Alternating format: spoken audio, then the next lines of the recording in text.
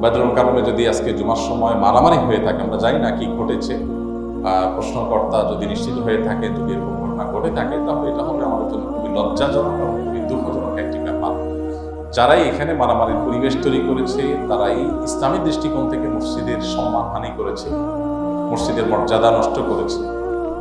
যদি কোনো ব্যক্তি ইমাম নিযুক্ত হন, তাহলে সেক্ষেত্রে তার নিজের যে ইমেজ, এটাকে পরিষ্কার রাখার দায়িত্ব তার। কারণ ইমাম এমন ব্যক্তি যাকে সবাই অনুসরণ করবে, অনুকরণ করবে।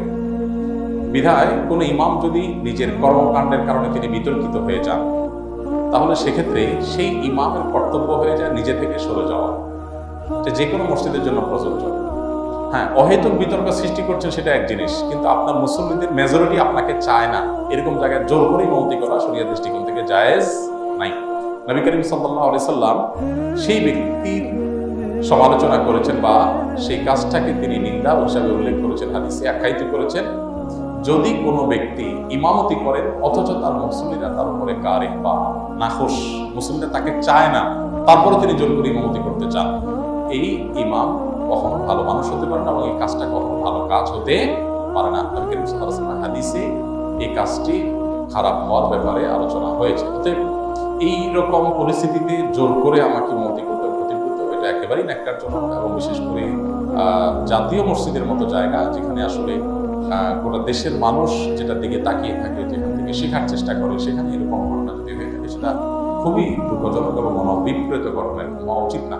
মসজিদের আদব লেহাজ আমাদের সবাই বজায় রাখা উচিত। সবাই কোনো যুক্তিতে মসজিদে মারামারি, কোনো যুক্তিতে যে মসজিদই হোক, সেটা গ্রহণযোগ্য না। আল্লাহ তাআলা আমাদেরকে হেদায়েত দান করুন।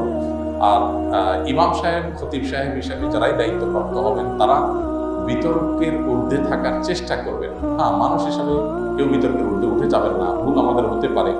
কিন্তু যদি মেজরিটি মানুষের কাছে আমি বিতর্কিত হয়ে যাই বা মেজরিটি মানুষ যদি আমাকে না চান, তাহলে সেক্ষেত্রে আসলে জবরদস্তি সেখানে জায়গা বা চেয়ার দখল করা বা ইমামতির জায়গা দখল করে রাখা, এটা একেবারে মসজিদের সম্মানার্থেই, আল্লাহর ঘরের সম্মানার্থে, দিনের প্রতি শ্রদ্ধার জায়গা থেকে আমাদের এই সমস্ত ক্ষেত্রে দায়িত্বশীল হওয়া উচিত। কি ঘটেছে সেখানে আমরা পুরোপুরি যদিও জানি না, কিন্তু যদি বায়তুল মুকাররমের কোনো ঘটনা ঘটে থাকে আজ, সেটা হবে আমাদের জন্য খুবই লজ্জাজনক ঘটনা এবং খুবই দুঃখজনক একটি ঘটনা।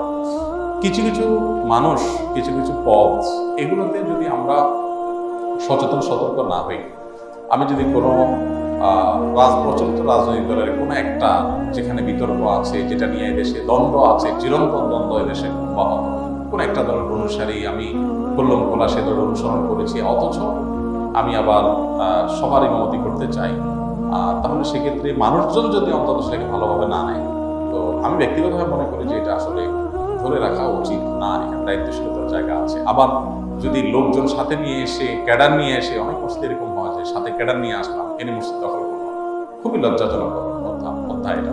ক্যাডার নিয়ে দখল করাটা যেরকম লজ্জাজনক, ক্যাডার নিয়ে উৎখাত করাটাও লজ্জাজনক। এগুলো পুরোটাই আসলে আল্লাহর ঘরের শানের সাথে যায় না, আল্লাহর ঘরের প্রতি আদব লেহাজের পক্ষে না।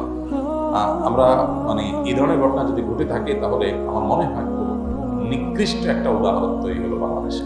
আল্লাহ তাআলা আমাদেরকে হেফাজত করুন। এর সাথে যারা জড়িত আছে তাদের সবাইকে আইনের আওতায়, বিচারের আওতায় আনা উচিত। যে আল্লাহর ঘরের সম্মানহানি, জাতীয় মসজিদে বিশৃঙ্খলা সৃষ্টি, এটা কোনোভাবে গ্রহণযোগ্য হতে পারে না। দলবল নিয়ে, আপনি লোকবল নিয়ে, ক্যাডার বাহিনী নিয়ে এসে মাস্তানি করবেন, এই মাস্তানির জায়গা অন্তত আল্লাহর ঘর। আল্লাহর ঘরে মাস্তানি কোনোভাবে গ্রহণযোগ্য হতে পারে না। এর বিরুদ্ধে সর্বোচ্চ ব্যবস্থা গ্রহণ করা উচিত। আল্লাহ তাআলা আমাদেরকে হেদায়েত দান করুন।